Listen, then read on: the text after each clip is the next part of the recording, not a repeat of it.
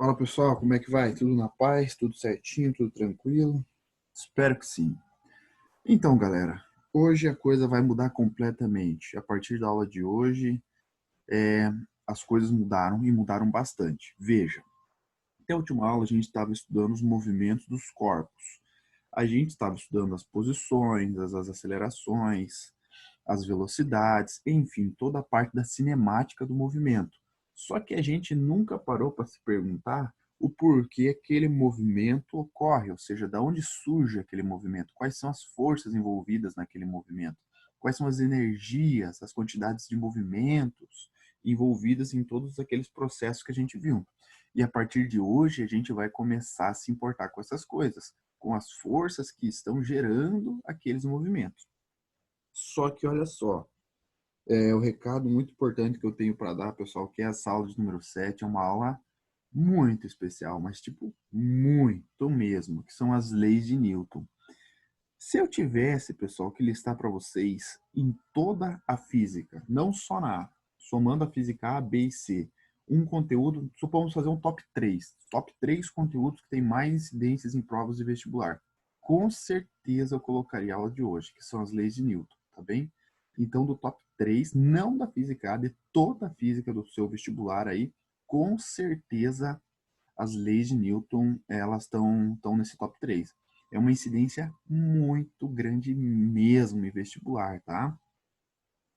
Tanto que a federal já chegou a cobrar em uma mesma prova duas questões só referente à aula de hoje. Então, pessoal, muita atenção, porque isso aqui cai pra caramba. Tá legal?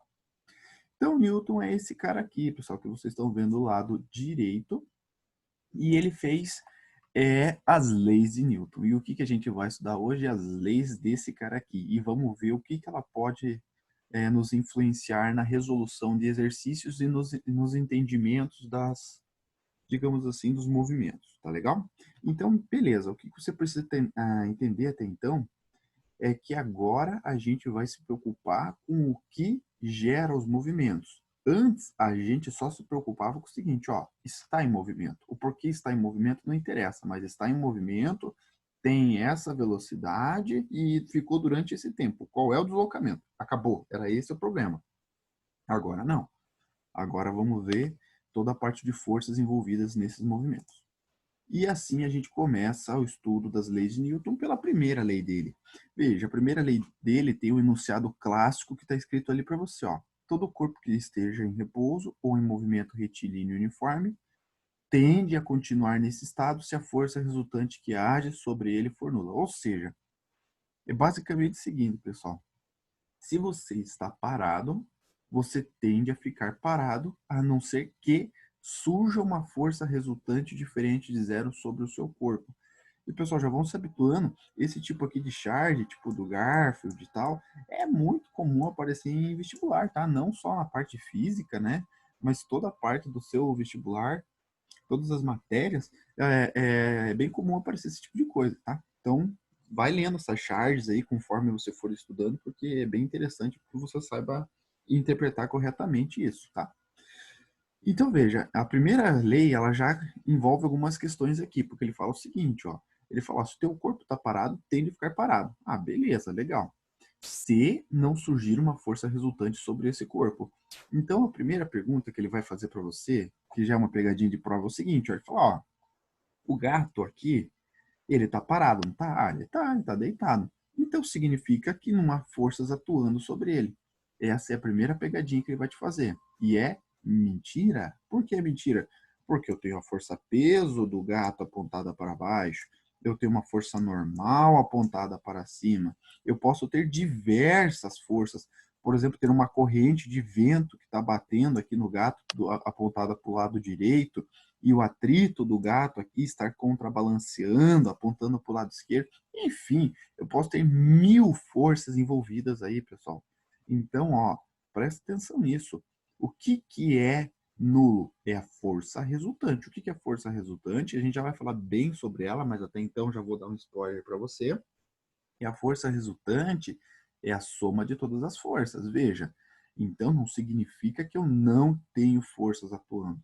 Eu tenho sim e várias forças atuando, mas significa que a soma de todas elas é um resultado nulo, ou seja, a soma de todas elas é igual a zero. Então, coloque isso em mente.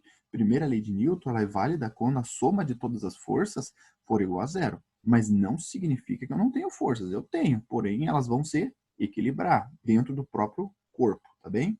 Então, se as forças, caso elas se equilibrem dentro do próprio corpo, então quem está parado vai ficar parado, tá legal?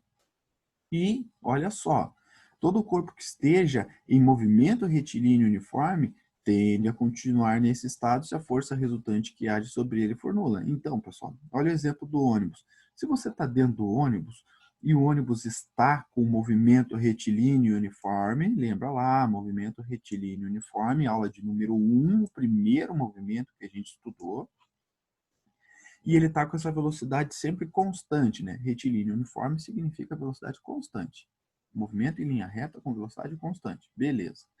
Sempre com essa mesma velocidade constante, ele vai permanecer sempre nesse estado se a força resultante que agir sobre esse corpo for nula. Então, veja, todas as pessoas que estão dentro do ônibus, elas vão ficar paradinhas, paradinhas, paradinhas, paradinhas, caso o ônibus esteja em um movimento retilíneo uniforme e nada perturbe esse movimento.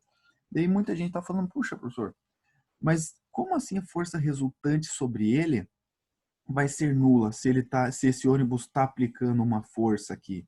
Veja, o motor do ônibus ele está aplicando uma força, eu vou chamar de força do motor, apontada para o lado direito. Só que o arrasto está apontando uma força aqui, a força de arrasto, supomos a força que o ar quer parar o ônibus, está apontando para o lado esquerdo. Então eu tenho atritos aqui envolvidos também no meu movimento, apontando para o lado esquerdo. Enfim, eu tenho várias forças que estão se opondo à força do motor do ônibus. Então, essa força do motor do ônibus, subtraído de todas as forças que se opõem ao movimento, vai ser igual a zero. Então, não significa que não há forças, significa que a soma de todas elas é igual a zero, tudo bem? Então, atenção a esse detalhe. Se a soma de todas as forças for igual a zero, esse ônibus vai permanecer no movimento retilíneo uniforme para sempre. Puxa, mas eu quero frear o ônibus. Então, pare de aplicar essa força aqui e a força de arrasto vai vencer junto com a força freio aqui do ônibus, e aí eu vou ter uma força resultante diferente de zero, e o teu ônibus vai começar a frear, porque ele vai sofrer uma desaceleração. Mas aí é assunto para a segunda lei. Então, o que eu tenho que saber da primeira lei? Se você tem um corpo e um movimento retilíneo uniforme, e esse corpo não sofre nenhum tipo de força, ou então a soma de todas essas forças vão se equilibrar, esse corpo permanece nesse estado. Aonde que a gente vê essa coisa aqui acontecendo? Pessoal, isso aqui a gente vê lá no espaço.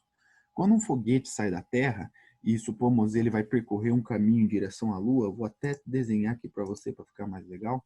Então, a gente tem o planeta Terra e um foguete que quer sair da Terra e chegar na Lua, uma missão espacial. Beleza. Então, ele sai daqui da Terra e começa o seu caminho em direção à Lua. Que é o seguinte, né, galera? O que muita gente imagina que aconteça? Imagina que durante esse trajeto até a Lua, esse foguete aqui vem gastando combustível, ele vem acelerando, coisa que não é verdade. Ele gasta a maioria do seu combustível para escapar da Terra, para frear na Lua, para escapar da Lua e para frear na Terra. Durante o percurso, o gasto energético ele não é tão grande assim. Sabe por quê? Porque existe a primeira lei de Newton. E ela fala o seguinte, ó, quem está em movimento retilíneo uniforme vai continuar nesse estado, caso eu não tenha nenhum tipo de força resultante sobre esse corpo, ou essa força resultante for nula, né? Veja, e durante esse trajeto, nessa posição aqui, ó, durante esse trajeto, eu não tenho nada no espaço que pare o meu foguete, porque no espaço eu não tenho ar. Se eu não tenho ar, eu não tenho força de arrasto. Poxa, mas não tem atrito? Não tem atrito. Por que não tem atrito? Porque o foguete, ele nesse caminho aqui, né, nesse trajeto, não é uma rua que vai ligar a Terra e a Lua. Então, o foguete ele não tem roda e ele não vai andando numa rua, não tem atrito nenhum. Ele simplesmente vai. Porque lá no espaço é assim que funciona, pessoal. Lá não tem nenhum tipo de atrito. Então, quem está em movimento retilíneo uniforme vai continuar nesse movimento para sempre. Tudo bem? até que ele chegue na Lua. Chegando na Lua, ele vai ter que gastar energia para poder parar e depois para poder sair dali. Mas esse exemplo aqui é muito interessante, tá? Então, lá no espaço, o movimento de um foguete, a força resultante que age sobre ele é nula. Então, se aqui, nesse pedaço aqui, ele tiver, por exemplo, a 1.000 km por hora, vamos supor, 1.000 km por hora, ele vai permanecer nesses 1.000 km por hora para sempre, até chegar na Lua. Ele só vai gastar energia caso ele queira aumentar essa velocidade ou diminuir. Se ele quiser ficar só nessa, cara, não tem que gastar nada. Por que não tem que gastar nada de combustível? Porque eu não tenho atrito, eu não tenho força resultante e eu não tenho ninguém tirando o meu movimento. Então, se eu não tenho ninguém fazendo isso, significa que quem está em movimento retilíneo uniforme tende a continuar nesse estado. Tá legal? Ah, olha só, isso aqui é só um detalhe bem interessante que dá uma maior confusão aí. Que é o seguinte, todo mundo aqui já andou de ônibus, né? Sim, eu acho. E as pessoas já sentaram lá no último banco lá do ônibus, nessa posição aqui. E quando o ônibus faz a curva, ou até mesmo o carro, você observa bem esse fenômeno, você tem a sensação de que é uma força que te puxa para a lateral do ônibus. Ou seja, em sentido aqui a parede do ônibus quando ele faz a curva. E muita gente acha que existe uma força fazendo isso. Quando, na verdade, até então, aqui, a gente interpreta essa força de uma maneira mais ou menos seguinte, ó. Essa força não existe. Então, por que você tem essa sensação de que você é puxado para o lado? Pelo seguinte, ó. O ônibus ele não está no movimento retilíneo uniforme, indo em linha reta? Supomos o ônibus esteja 50 km por hora indo em linha reta. Se você está dentro do ônibus, você também está 50 km por hora numa linha reta. Claro, todo mundo que está dentro do ônibus está à mesma velocidade do ônibus. Não tem como você estar a 20 km por hora e o ônibus a 50. Impossível, né? Se você está dentro do ônibus e o ônibus está 50, você também está a 50 km por hora.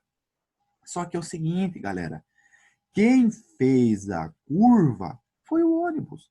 Você tendeu em continuar em um movimento retilíneo uniforme. Primeira lei de Newton. Você tendeu a continuar nesse movimento. Por isso que você tem aquela sensação de ser puxado para a parede do ônibus. Porque é você mesmo que se joga contra a parede, porque você quis continuar no movimento retilíneo uniforme, enquanto o ônibus deu início ao processo de fazer a curva. Tá legal? Então, interprete até então esse processo de você ser puxado para a lateral do ônibus como você praticamente se jogando. Por quê? Porque o ônibus fez a curva, você quis continuar em linha reta, você quis estender o seu movimento. Tá bem? E olha só a nossa GIF aqui. Os carrinhos que estão dentro do caminhão estão parados. Quem está parado tende a ficar parado. Por isso que quando o caminhão arranca, esses carrinhos ficam todos, eles caem todos para fora. Não é que eles caem para fora. Observe aqui, eles caem exatamente na posição que eles estavam. Quem se deu o movimento foi o caminhão. O carrinho estava parado, ele tendeu a ficar parado. Simples assim. Olha a nossa outra GIF aqui. Veja, pessoal, quem está em movimento tende a ficar em movimento. Então, tanto você quanto o carro estavam em movimento. Os dois estavam a 50 km por hora, até que o carro colidiu contra uma parede. Você que está dentro, você quis tender a continuar nesses 50 km por hora. Então, aí que surge a importância do cinto de segurança para a gente, tá? Então, quem está em movimento tende a ficar em movimento. Se o carro bateu, foi o carro que bateu. Você vai querer continuar no movimento, a não ser que algo te freie. Tipo que algo? Tipo um cinto de segurança. Tudo bem? Algo te segure, algo aplique uma força em você para te parar junto com o carro. Se nada te parar junto com o carro, você sai pela janela voando. Puxa, professor, mas isso acontece? Claro que acontece, pessoal. Por isso que as nossas leis de trânsito exigem que você use o cinto de segurança, tá legal? Então, pessoal, com base nesse nosso primeiro conhecimento aqui, que a gente já falou da primeira lei, eu peço para que você pause esse exercício aqui, pause a aula aqui e tente fazer o exercício número 4 da sua apostila. Na sequência, a gente tira do pause e faz juntos, tá? Tá legal, espero que todo mundo tenha tentado fazer esse exercício e vamos ver o que ele pediu para a gente. Universidade Federal do Acre, que por coincidência fica no estado do Acre. Perfeito. Olha só, aqui ele te mostra uma figura com vários instantes de tempo E aqui ele promove um teste a fim de colidir um carro de propósito. Isso é muito comum no mundo automobilístico para, digamos assim, mensurar, medir o quão seguro é esse carro que você está comprando, tá? Então, todo carro passa por esse teste para quando você for comprar ele, você olha lá o teste dele de batida, ou algumas pessoas gostam de falar o crash test, e você vê lá se é um carro seguro ou não. E nesse caso aqui, ele fez esse teste aqui com bonecos dentro, bonecos simulando pessoas dentro. E ele vai lá, ele fala, ó, esse carro tá uma tal velocidade, vai lá e pum, e bate. E ele fala aconteceu algumas coisas aqui, ó. O motorista que usa cinto de segurança fica espremido entre o seu banco e o volante. Perfeito. Então, nós temos o motorista, supondo o motorista, só que é um boneco, claro, e acontece isso com ele. E temos uma criança, a criança que estava sentada no banco da frente, ao lado do motorista, bate no para-brisas e é arremessada para fora do carro, porque a criança estava sem cinto de segurança. Sobre isso, ele fala o seguinte, ó, com relação ao que foi dito acima, e baseando-se nos conhecimentos de física, pode-se afirmar que, então ele quer saber o que é verdadeiro aqui referente a esse acidente aqui. Então vamos lá. A letra A. Não é necessário que os passageiros sentados na parte traseira do carro usem cinto de segurança. Cara, não tem nem sentido você responder isso, bicho. Por quê? Porque, cara, já pensou uma prova de vestibular e contra uma lei de trânsito? Cara, isso aqui não tem sentido algum você falar isso. Todo mundo sabe que tem que usar o cinto de segurança, independente de onde você esteja dentro do carro. A B. Em razão da inércia, os passageiros são lançados para frente conforme observa. Olha só, então veja, inércia. Quando ele fala em inércia, lembra da primeira lei de Newton, tá legal? Então, em razão da inércia, as pessoas são lançadas para frente. Legal. Tá, até então parece estar certo essa alternativa aqui. C. O cinto de segurança contribui para reduzir a aceleração do carro. Muita gente respondeu isso. Pessoal, eu não sei se você sabe, mas quem freia o carro é o freio do carro, não é o cinto de segurança. A função do cinto de segurança não é parar o carro. A função de frear o carro, reduzir a aceleração do carro, é o freio do carro, não é o cinto de segurança. Então, pessoal, tente interpretar as coisas. Isso aqui é um absurdo você falar que o cinto de segurança vai frear o carro. Claro que não, não é isso a função dele. A D. O atrito entre o banco e os passageiros é suficiente para impedir que esses sejam arremessados para frente.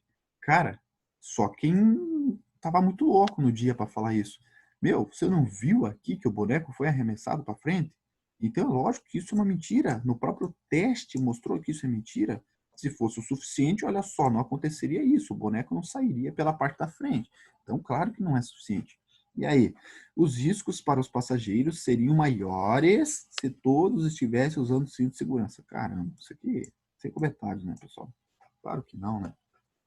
Então vocês viram que não é muito complicada a coisa aqui, né? É bem mais tranquilo do que a nossa cinemática lá. Segunda lei de Newton.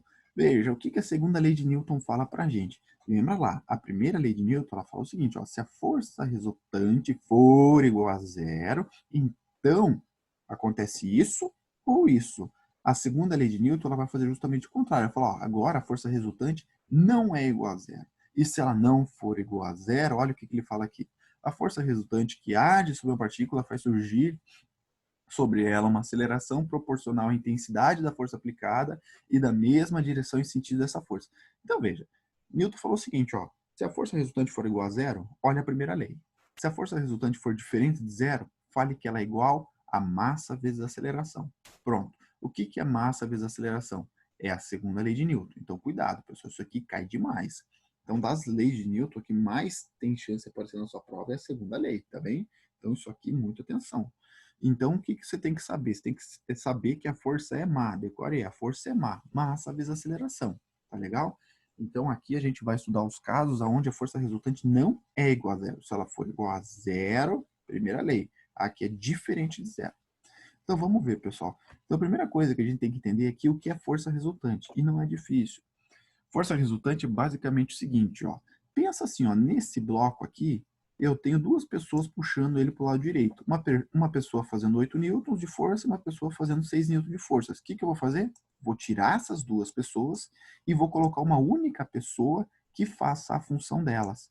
Então, a força resultante é o seguinte, eu vou tirar todas as forças e vou colocar uma única equivalente. Então, eu tirei uma pessoa que fazia 8, uma que fazia 6 e coloquei uma única que fazia 14. E o efeito foi o mesmo? Sim, perfeitamente, o efeito foi o mesmo. Olha só essa outra situação aqui, ó. Agora eu tenho uma pessoa puxando para o lado esquerdo com 6 e uma pessoa puxando para o lado direito com 8 newtons, tá legal? Qual é a força resultante? A força resultante é apenas uma força apontada para o lado direito de 2. Então, força resultante, pessoal, eu tiro todas as forças e coloco uma única equivalente. Só que lembre-se, né, pessoal, as forças que apontam para o lado esquerdo, velocidades que apontam para o lado esquerdo, acelerações que apontam para o lado esquerdo, tudo que aponta para o lado esquerdo, a gente diz que é negativo aqui, tá legal? Então, eu fiz a soma? Claro que você fez a soma. Você fez a soma de mais 8 mais menos 6. Por isso que você chegou a esse resultado aqui de 2. Tá legal? Então, força resultante é a soma de todas as forças, mas leve em consideração ao sinal, tá bem? Sempre leve em consideração ao sinal. Puxa, professor, e olha só, e se for uma força na vertical e uma na horizontal? Agora eu tenho uma pessoa puxando para cima o bloco com 6 e uma pessoa puxando para a direita o bloco com 8. Aqui a coisa complica um pouco, porque olha só, na força resultante a gente supõe que vai acontecer da seguinte maneira, eu vou tirar esse cara aqui e eu vou tirar esse cara aqui e vou colocar um único cara aqui puxando com uma força inclinada. Só que o que muita gente erra? Fala, bom, 6 mais 8 é 14, então eu vou colocar uma pessoa fazendo uma força inclinada aqui com 14 newtons. E fechou? E não é bem assim que a coisa anda. Por quê, pessoal? Porque aqui acontece uma soma vetorial. Ah, você falou que é a soma de todas as forças. Falei, mas se essas forças forem todas horizontais ou todas verticais, aí você simplesmente soma. Se você tá falando de vertical para vertical, soma, simples, soma simples. De horizontal para horizontal, que aconteceu nesses dois casos, foi de horizontal para horizontal, soma simples. Mas se você tiver num caso misto, onde você tem uma horizontal e uma vertical, aí surge a tal chamada soma vetorial, soma de vetores. Então, como que funciona? Olha aqui, ó. A minha F1 está aqui, a minha F2 está aqui. A minha força resultante é aquela inclinada. É aquela que está inclinada substituindo essas duas. Mas quanto que ela vai valer? Vocês se lembram lá do triângulo de Pitágoras? A soma dos quadrados dos catetos é igual ao quadrado da hipotenusa. Quem é hipotenusa? Hipotenusa é a força resultante. Então, essa força resultante aqui ao quadrado, ela é igual à soma dos quadrados dos catetos. Quem são os catetos? Veja, um cateto vale 6 ao quadrado e o outro vale 8. Isso aqui é uma soma, tá, pessoal? Que hoje o meu mouse está péssimo.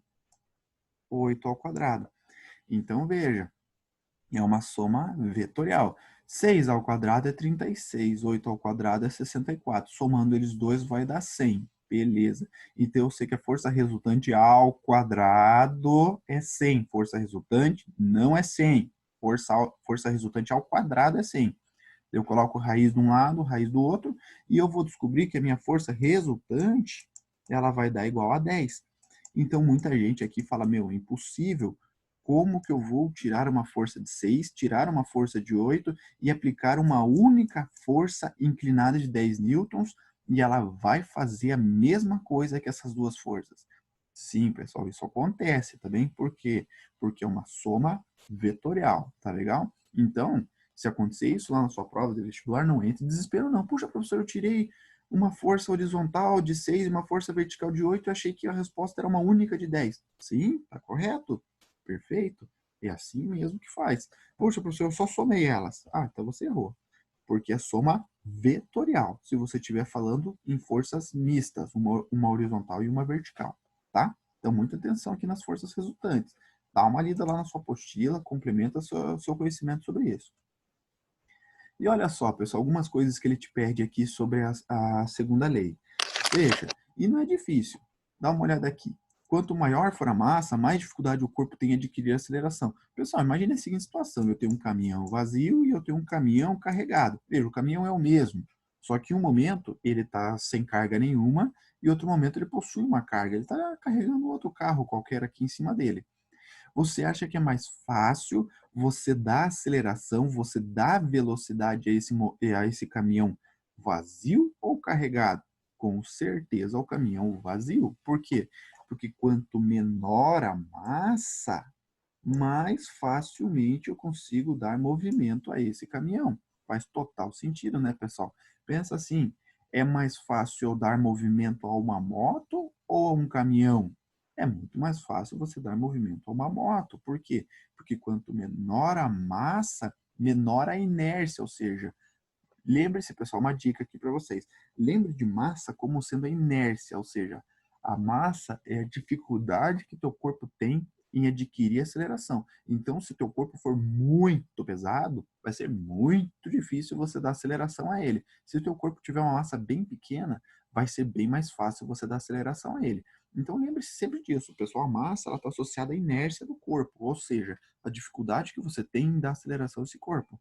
Quanto maior a massa, maior a inércia e maior a dificuldade de dar aceleração, de dar movimento. Perfeito? E olha só, isso aqui, presta muita atenção. A força resultante e a aceleração, elas sempre apontam para o mesmo lado dentro do teu corpo. Então, se a tua força resultante está apontando para a esquerda, a tua aceleração também vai apontar para a esquerda. Sempre, tudo bem? Não necessariamente isso ocorre com a velocidade. A velocidade do corpo, ela pode seguir esses dois ou não, ou ela pode ser contrária, sem problema algum. Puxa, professor, quando ela vai seguir? Ela vai seguir quando o teu carro estiver acelerando. Se o teu carro estiver acelerando, supomos que nessa situação que coloquei número 1, o teu carro está acelerando. Se o teu carro está acelerando, você tem uma força apontada para a direita. Você tem uma velocidade apontada para a direita. Você tem uma aceleração apontada para a direita. Está todo mundo para a direita. Está tudo bonito. Mas tem como a velocidade se opor? Tem. Por exemplo, agora você desejou frear esse carro. Se você desejou frear esse carro, então você aplicou uma força para a esquerda. Consequentemente, a aceleração para a esquerda. Só que a velocidade ela ainda está apontada para a direita, mas ela está diminuindo. A tua velocidade está apontada para a direita, por exemplo, ela estava a 100 km por hora. Ela começou a reduzir para 80, para 60, para 40, mas ela ainda continua apontada para a direita. Então, ela pode ser contrária nos movimentos que a gente chama de movimentos retardados. Aula de número 2. Perfeito? E agora chegamos aqui na nossa terceira lei de Newton. Pessoal, a terceira lei de Newton ela é bem simples, ela não é difícil. Você só precisa prestar atenção em alguns detalhes aqui. Ó. Vamos ler o enunciado clássico dela aqui e vamos discutir alguns pontos aqui sobre ela. Veja, se um corpo A exerce uma força sobre um corpo B, então esse corpo B exerce sobre o corpo A uma força de mesmo modo. O mesmo modo significa o mesmo valor numérico, 100 newtons, por exemplo. Mesma direção, mas sentidos contrários. Pessoal, só queria falar uma observação aqui, eu não falei para vocês, mas força, pessoal, é medida em Newton, no Sistema Internacional de Física. Mas que força, professor? Força da mola, força peso, força normal, força elétrica, força magnética, a força do capeta, a força do que tiver é medida em Newton, pessoal, tá bem? Não interessa, professor, eu estou lá na parte da eletricidade, estudando força elétrica lá. Força de atração entre os corpos é em Newton? É em Newton. Força é em Newton. Não interessa que força que seja. Força é em Newton, bem? Então, falou em força para você, lembra de Newton, porque vai ter que ser medido em Newton no sistema internacional. Interessa a frente que você esteja, tá? Então, essa aqui, ela fala basicamente o seguinte, ó. Se esse maluco aqui empurrar a parede com uma força aqui, por exemplo, de 10 newtons, aplicando uma força de ação na parede, a parede vai reagir a isso, implicando sobre ele uma força aqui também dos mesmos 10 newtons, porém apontada para o outro lado. Tudo bem? Só isso que vai acontecer. Você empurra a parede com 10 newtons, a parede vai te empurrar com os mesmos 10 newtons. E ela vai te empurrar no sentido contrário. Tá bem? Só que presta atenção, elas sempre surgem aos pares, essas forças. Como elas sempre surgem aos pares? Porque, óbvio, lembra lá do pessoal que gosta de falar essas frases bonitas, para toda ação ter uma reação. E é justamente isso. Para toda força de ação, você tem uma força de reação. Então, por consequência, elas sempre vão aparecer de duas em duas. Elas sempre vão, uma ação, ela sempre vai ter o teu parzinho, que vai ser a reação dela. E toda reação também vai ter o teu parzinho, que é a ação dela. Então, elas sempre aparecem em pares, tá bem? E olha só, o ação e reação acontecendo aqui.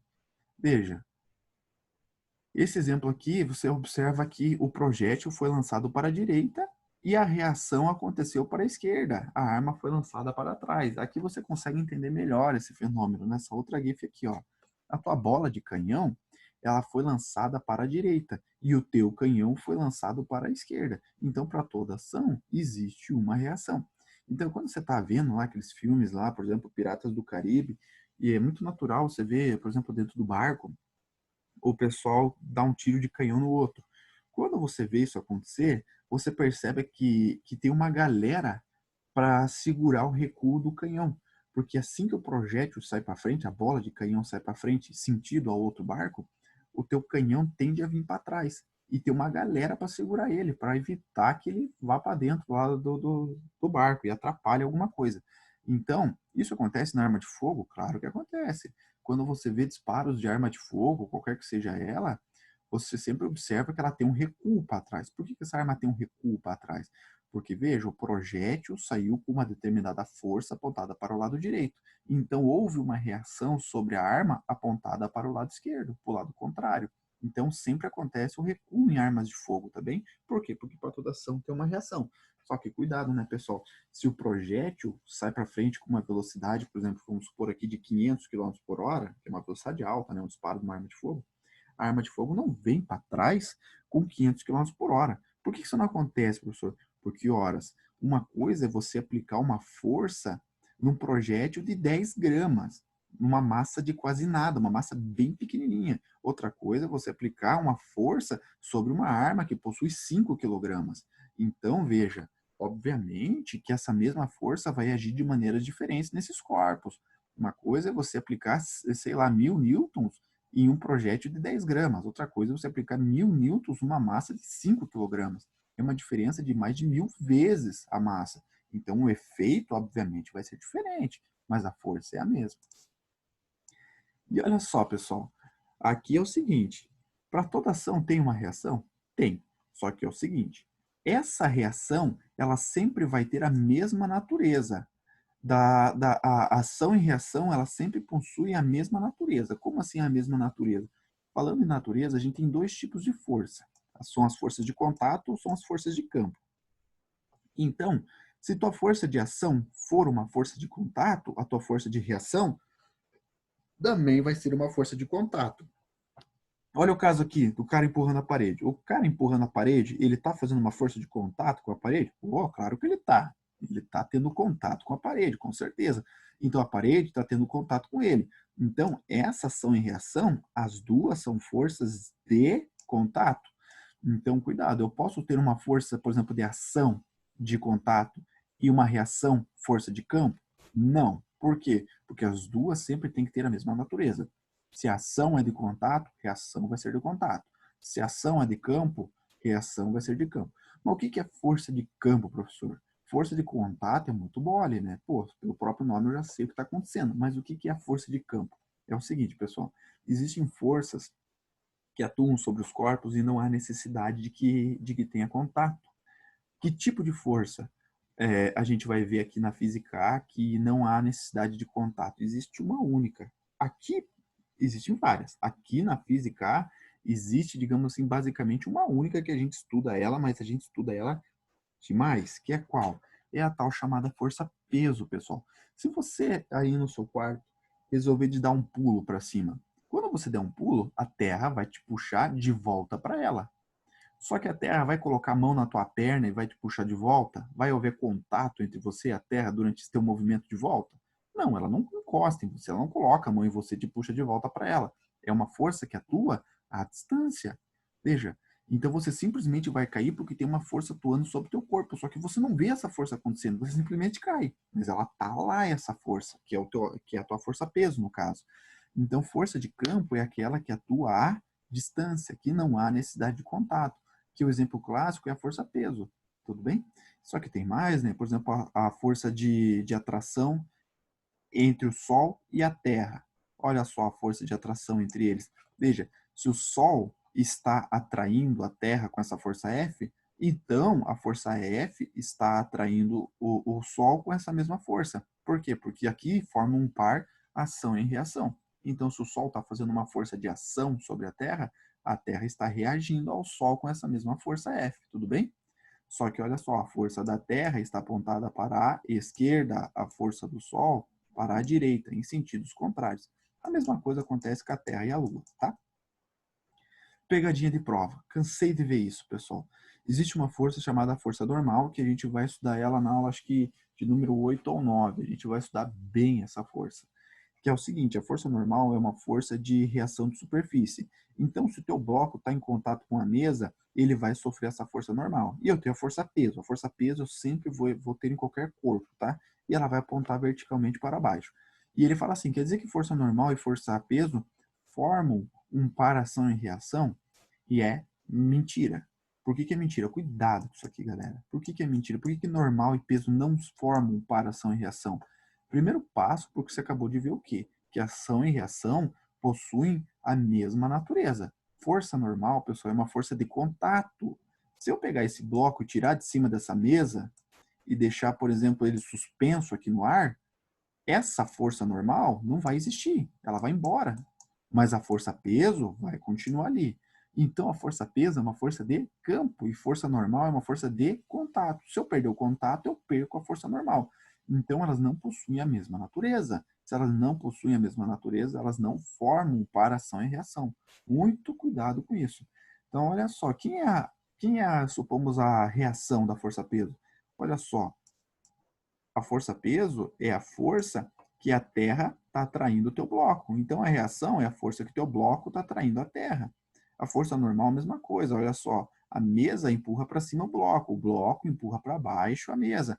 Então, veja, elas, a normal ela tem o seu par ação e reação e o peso tem o seu par ação e reação. Porém, veja só, cuidado, pessoal, não vai se confundir isso. A normal dela tá aqui, ó, tá apontada para cima, a normal do bloco. E essa normal reage aplicando uma normal para baixo na mesa. Então, é normal com normal, peso com peso. Tudo bem? Normal e peso não formam par ação e reação. Por quê? Porque não possuem uma mesma natureza. Uma é força de campo, a outra é força de contato. Tá bem? Então, só cuidado com isso, para você não cair nesse tipo de pegadinha. Outro detalhe aqui, pessoal, que é muito comum a gente se confundir, e faz sentido a gente se confundir referente a isso. A gente imagina o seguinte, ó, esse cara aqui, ele aplicou uma força F no carrinho a fim de movimentar o carrinho. Perfeito, sem problema algum. Quer dizer que o carrinho vai aplicar uma força de reação sobre esse cara aqui? Vai, olha aqui, ó. É a força que o carrinho aplicou na mão do sujeito, apontada para trás. Já que o cara empurrou o carrinho para frente eu estou falando para minha direita, o carrinho empurrou o cara para a esquerda. Perfeito? Então significa o quê? Veja, eu tenho uma força F apontada para a direita e uma força F apontada para a esquerda. Então significa o quê? Que está em equilíbrio, né? Olha só, já que tem uma força apontando para a direita e uma força apontando para a esquerda, significa que essas forças vão se anular e o carrinho não vai se movimentar, está em equilíbrio. Cara, é mentira. Se ele falar isso na tua prova, não é verdade. Por que não é verdade? Se você quer estudar um movimento de algum corpo e saber se esse corpo está em movimento ou não, você vai estudar somente o corpo. Então, eu quero estudar se o carrinho está em movimento ou não. Beleza, pega o carrinho, esquece o cara.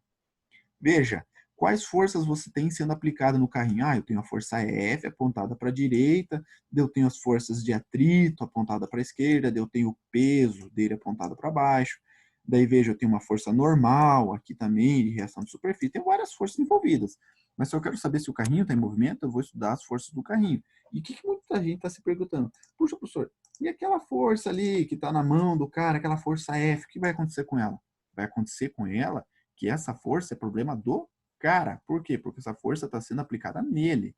Então, essa força ela não existe aqui. Por que ela não existe aqui? Porque essa força não pertence ao carrinho, ela pertence à pessoa. Então, quem pertence ao carrinho é a força de ação que o cara fez no carrinho. A força de reação que o carrinho fez no cara é problema do cara. Aí, se você quisesse estudar o movimento do fulano ali, aí você leva em consideração ela. Então, muita atenção, pessoal. O par, ação e reação, eles não se equilibram. Por que eles não se equilibram? Porque eles atuam em corpos diferentes, tudo bem? Então, veja, vou até limpar a tela aqui para comentar de novo com você. Essa força F aqui, ela está no carrinho, porque o cara empurrou o carrinho para a direita. Essa outra força F aqui, ela está no cara. Por quê? Porque ela é uma força de reação que o carrinho fez no cara. Então, se você quiser estudar o movimento de algum deles, estuda separadamente, tá bem? Então, separa eles dois e analisa o corpo.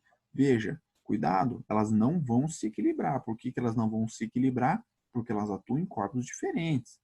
Olha, fica muito atento com isso. Então, pessoal, só um último detalhe aqui pra gente, que esse detalhe aqui é um detalhe um tanto quanto óbvio, tá? Mas esse aqui é muito mais difícil aparecer nas suas provas, que é o seguinte, ó. Poxa, se um cara der um soco no nariz do outro lá com uma força de 100 newtons, o nariz do outro vai reagir à mão do cara com os mesmos 100 newtons?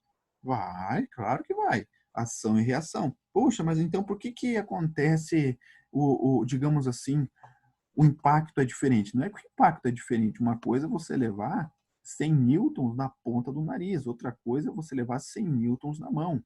Ou seja, as forças, pessoal, elas têm o mesmo valor numérico, porém o efeito delas nos corpos são totalmente diferentes, né? Isso aqui é um tanto quanto óbvio. É muito mais agradável você levar uma força de 100 newtons na sua mão do que na ponta do seu nariz, com certeza.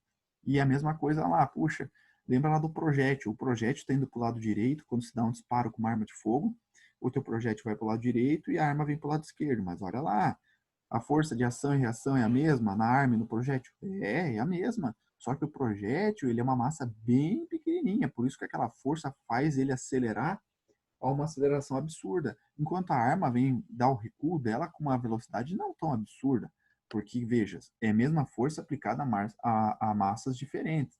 Imagina lá, você tem o mesmo motor, horas esse motor tem que movimentar uma moto, e depois esse mesmo motor vai ter que movimentar um caminhão carregado. Pô, com certeza a moto ele vai conseguir acelerar bastante, o caminhão talvez ele nem mova do lugar. Então veja, as forças são as mesmas, mas os corpos vão reagir a essas forças de maneiras diferentes. Tá legal? Então, pessoal, eu tentei cercar todas as possibilidades referentes às leis de Newton para vocês, principalmente falando das questões teóricas, né, pessoal? As questões teóricas, se você prestou atenção nessa aula de hoje, eu acho que eu não abri brecha para nenhum tipo de erro. Eu acho que está 100% coberto, tá legal? Então, eu peço para que você faça os exercícios, a gente ainda vai fazer esse número 6, e que vocês foquem nos exercícios, principalmente de cálculo, exercícios numéricos na aula de exercícios, tá legal? Presta atenção nesses daí. Os exercícios teóricos, pessoal, eu acho que todos aqui já têm condições plenas de acertar todos eles, porque eu tentei fazer o máximo para cercar todas as possibilidades, para não dar nenhuma brecha para nenhum tipo de pegadinha de prova. Vamos ver esse exercício aqui da FATEC. Olha só, esse exercício aqui ele tenta te confundir em várias situações. Vamos ver o que ele fala. Julgar. Julgar para ver quem está certo e para quem está errado. Número 1.